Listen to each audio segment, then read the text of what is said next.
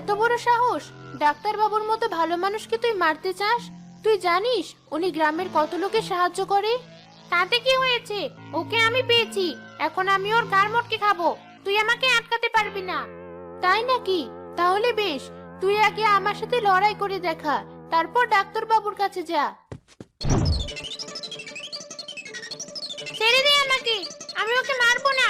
তুই আমাকে ছেড়ে দে।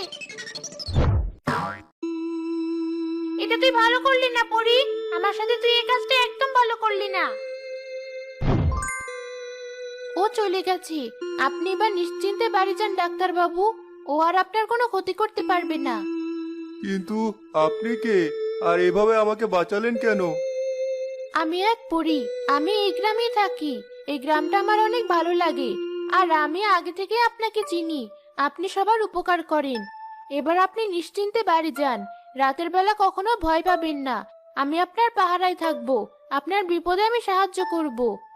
এভাবে নজরুল তার চিকিৎসা জীবন অতিবাহিত করে। ততদিনে তার দুই ছেলেও ডাক্তার হয়ে গেছে। শোনো বাবারা, আমার এখন অনেক বয়স হয়েছে। আমি আর কারো বাড়ি গিয়ে রুগী দেখতে পারি না। এখন থেকে তোরা দুই ভাই এই